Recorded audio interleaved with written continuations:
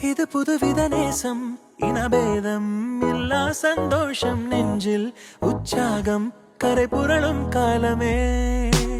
முதல் அறிமுகவாசம், நீ இல்லா வாழ்வே வனவாசம்.